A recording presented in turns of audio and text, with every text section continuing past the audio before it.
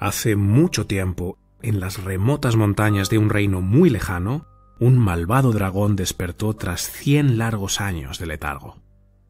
El rey convocó a todos los caballeros y les pidió que rápidamente fueran a la guarida del dragón y acabaran con él allí antes de que trajera su ruina y su fuego. Pero los caballeros, que nunca antes habían peleado contra un adversario tan formidable, no se atrevieron a hacerlo. El rey volvió a hacer un segundo llamado, pero de nuevo los caballeros, acobardados, no acudieron.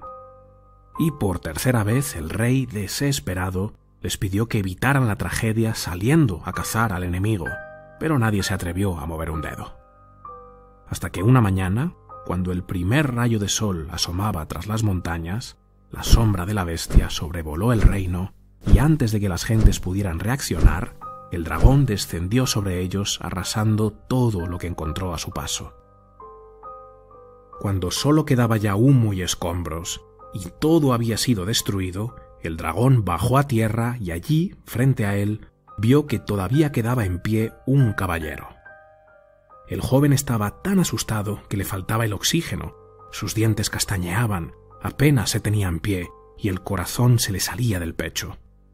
Y de repente, sin saber muy bien cómo, el joven soltó un tajo que dejó al dragón ciego de un ojo. Y de nuevo, dominado por un poder desconocido, le dio otro espadazo que le amputó la garra derecha, e inmediatamente después su brazo volvió a moverse solo, y esta vez el golpe rajó la garganta del dragón, dejándolo herido de muerte. Todo había sucedido muy rápido, en 1 o 2 segundos, y el caballero, aún tembloroso, cayó de rodillas y se quitó el yelmo para recuperar el aliento. Delante de él, el dragón yacía inerte en el suelo, y cuando miró a su alrededor y vio a todos sus vecinos, sus amigos y su familia reducidos a polvo, por fin lo comprendió todo. En ese instante se dio cuenta de que si hubiera salido al encuentro del dragón cuando tuvo ocasión, si hubiera tenido el coraje para enfrentarlo en su guarida, seguramente lo hubiera vencido. Pero aunque el dragón lo hubiera despedazado con sus garras y chamuscado con su fuego, el caballero supo que hubiera preferido morir de esa forma, adentrándose con valentía en la cueva más oscura y haciendo frente a sus miedos, que verse donde ahora estaba, victorioso, pero solo, arrodillado, y con todo lo que una vez amó, consumido por su cobardía. La conquista de nuestra libertad personal es el resultado de enfrentar esas situaciones que nos dan miedo, pero que sabemos que tenemos que hacer frente y resolver. Al dragón hay que derrotarlo en su propia guarida, no en la puerta de nuestra casa cuando ya es tarde para evitar daños mayores y el precio de la victoria es demasiado alto. Pero ¿cómo? ¿Cómo lo hacemos?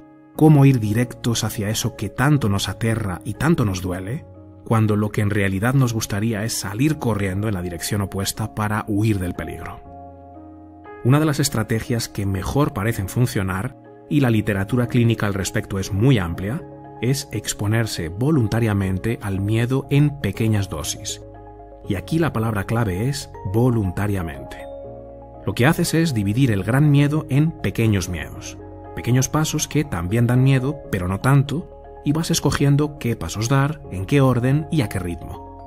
Y al mismo tiempo, a medida que vas enfrentando esas situaciones que tú eliges, también vas adquiriendo poco a poco las habilidades que te permiten conquistar esos pequeños desafíos.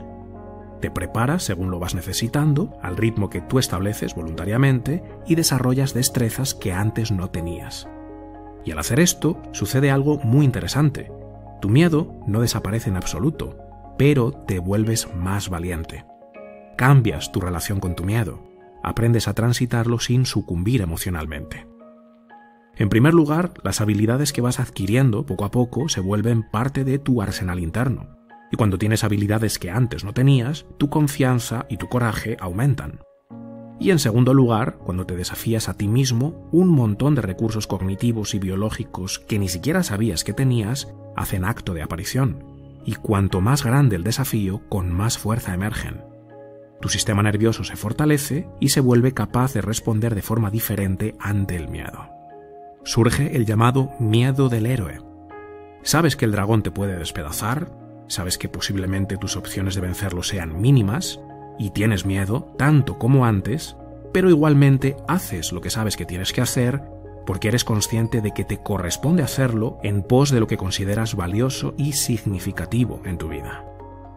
Aunque el peligro es extremo, sabes que es mucho más dañino quedarte en casa como un cobarde esperando a que el dragón venga a devorarte. Quedarte de brazos cruzados, además de que solo lo empeora todo, te lleva a despreciarte secretamente por haber elegido vivir de esa forma, así que actúas a pesar de tu miedo.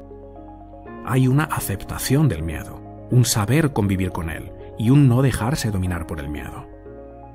El héroe de su propia historia no tiene menos miedo, su miedo es intenso y sabe que hay dolor y sufrimiento en su vida y es consciente de la maldad y el peligro que lo rodean, pero también sabe que su capacidad para superar todo eso es mucho mayor.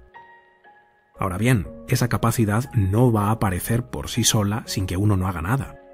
La única forma de permitir que emerja es desafiarse a uno mismo, y eso lo logramos haciéndole frente a esa oscuridad que nos acecha y nos aterra.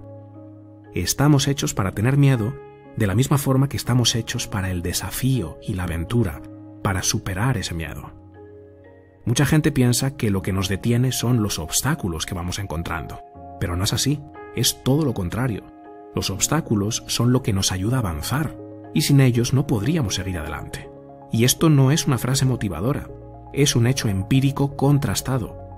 Cuando surge un obstáculo que nunca antes habías enfrentado, básicamente tienes que resolver un problema que nunca antes habías resuelto. Así que para resolverlo tienes que reunir recursos interiores y ejercitar destrezas que nunca antes habías usado de esa forma particular, con lo cual creces, te conviertes en alguien que antes no eras. Por eso el obstáculo es tan vital como el oxígeno, y esto no tiene nada que ver con motivación azucarada.